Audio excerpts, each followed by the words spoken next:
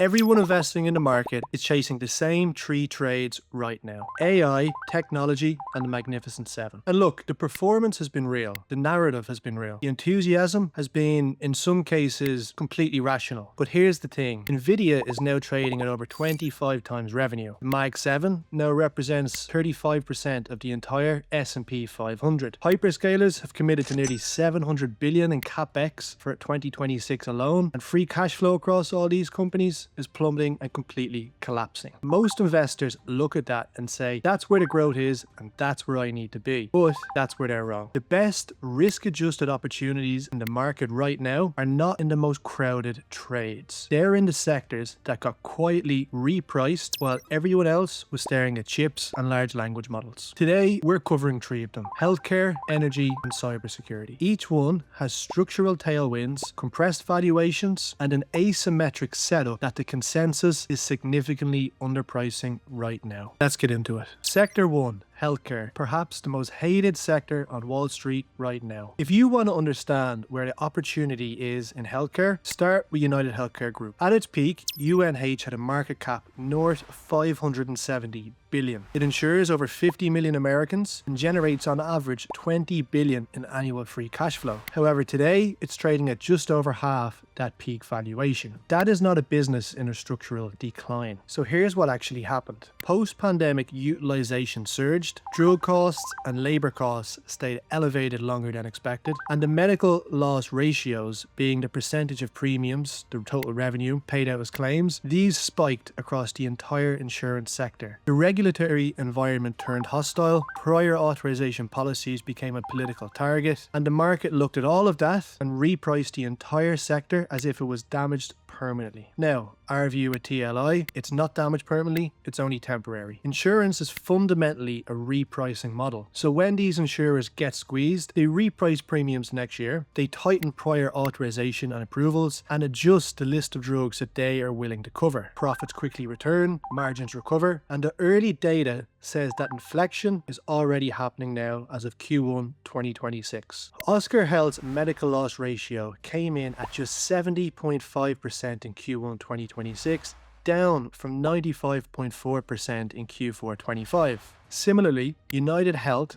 dropped from 91.5 down to 83.5%. These aren't small moves. This is the exact pattern that precedes a sector-wide earnings recovery. And what we've seen here is the ability of these insurers to reprice the costs that they incur every year, and they can now adjust for those rising and elevated costs. The names we're watching at TLI, UNH as the large cap market leader, Oscar Health as the tech first insurer approaching profitability with potential for a dramatic re-rating, Hims and Hers for the direct consumer recurring revenue model, and of course Novo Nordisk because GLP-1s are not a trend. They're a multi-decade structural shift in how medicine treats chronic disease. The setup here is absolutely textbook. We have undervalued multiples, a turning earnings cycle with easing regulatory pressures and non-cyclical underlying demand, meaning that even in times of recessions and macroeconomic weakness, people continue to get sick and demand stays high and everybody needs their insurance. So, if the market was initially wrong about the sell-off, the market will be equally wrong about the size of the recovery in healthcare. But if healthcare is the most hated sector right now, the second sector we're covering might be the most misunderstood because almost nobody is framing it correctly. Sector 2, energy, the AI trade hiding in plain sight. Here is the part of the AI story that most investors are not thinking about enough.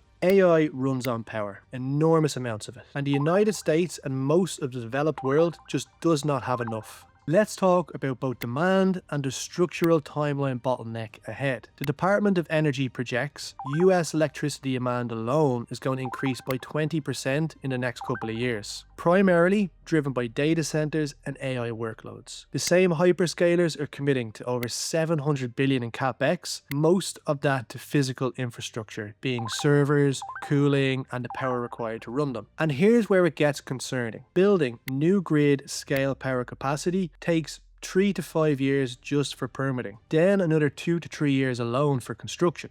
That means the supply response to this demand shock cannot arrive in time. So what we have here is a structural bottleneck, and structural bottlenecks create pricing power for the companies positioned on the right side of the trade. And this is similar to what we've seen in 2026 year to date. We've seen companies in the AI trade around bottlenecks such as memory, storage, and networking increase 200 to 300% year to date. The energy trade here is not oil. It's infrastructure. So companies like GE Vernova is a direct play on grid modernization, gas turbines, grid equipment, offshore wind. Their order backlog is growing exponentially. We also have companies like Caterpillar, which is a little bit less obvious, but think about it. Data center backup power, generators, construction for grid infrastructure. They have deep earnings visibility and underappreciated AI exposure. Uranium is another one we're paying attention to. Nuclear is no longer a policy debate, it's a policy reality. The US government is committed to tripling nuclear capacity by 2050. Tech giants are signing power purchase agreements directly with nuclear operators. You have rising demand colliding with constrained supply here, specifically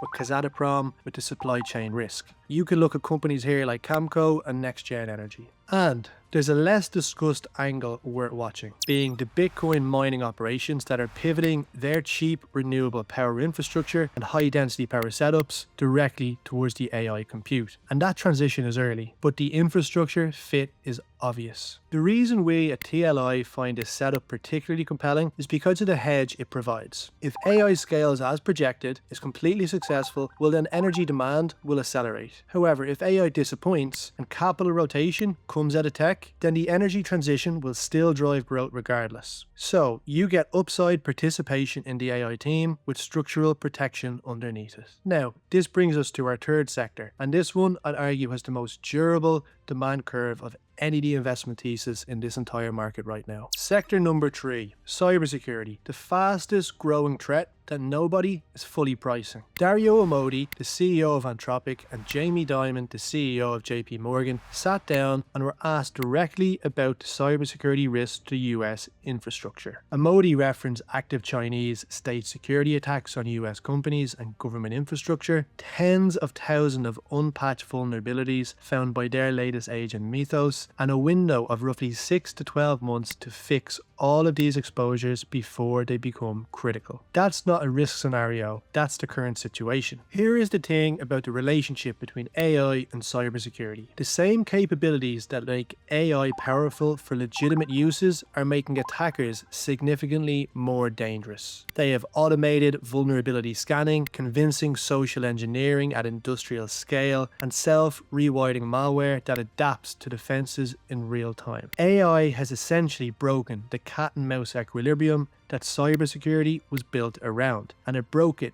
in favor of the attacker. And the problem is most organizations today are still running pre-AI security architecture against post-AI threats. So think about what's actually at stake here. We have power grids running on industrial control systems that were never designed with this threat environment in mind. We have financial infrastructure, the rails that move trades, payments, and capital. We have healthcare systems. Remember the Change Healthcare ransomware attack in 2024? This disrupted billing for over 100 million Americans and caused billions in damage. That was just one incident. Here's where the investment thesis becomes structural rather than cyclical. Cybersecurity spending is no longer discretionary. The liability exposure from a breach now regularly exceeds the cost of the defense that would have prevented it. The regulatory environment is tightening. The SEC now requires material cybersecurity incident disclosure within just 4 business days, and EU directives have significantly expanded compliance obligations. Every headline,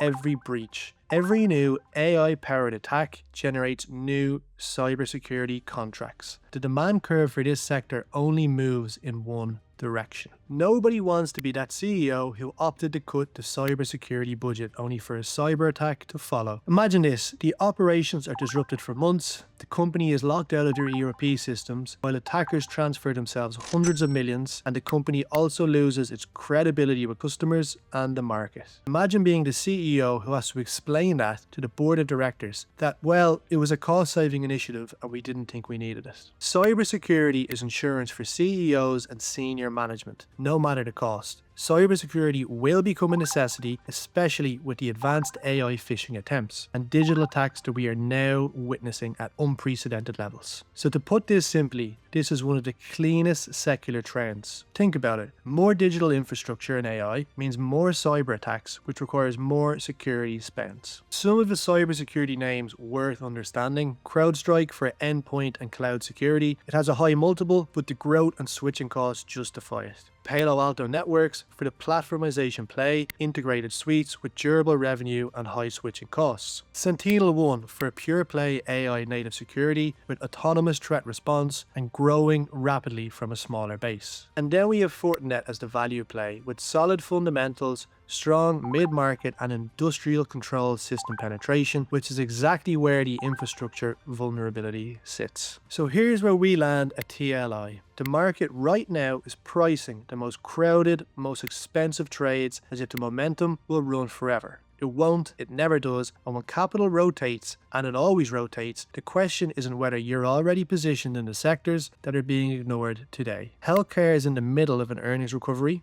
The loss ratios are reflecting, the regulatory headwind is fading, the market hasn't caught up just yet. Energy is the infrastructure layer for the next decade of technology. It's priced like a slow growth utility, it's operating like a structural bottleneck in the most capital intensive build out in modern history. Cybersecurity is the defense budget of the digital economy, and that budget is only going up, not because of the sentiment, because of liability, regulation, and an environment that AI is making even more dangerous. So these are not momentum plays, they are fundamental driven long-term positions in sectors that the consensus is systematically underweighting because they don't have a compelling narrative attached to them. Great investments are found at maximum pessimism. These three sectors are not at maximum pessimism, but they're a lot closer to it than Nvidia trading at higher than 25 times revenue. Our job at TLI is to find a gap between price and value before the rest of the market does. If you want to follow along as we dig into these sectors and names, the charting, the fundamental breakdown for each of them, join us on the Patreon. The link is in the description below. And if this video gave you a different angle on where the market is actually heading, hit like, hit subscribe, and leave your comments down below. We'd love to read through them. Thank you for joining.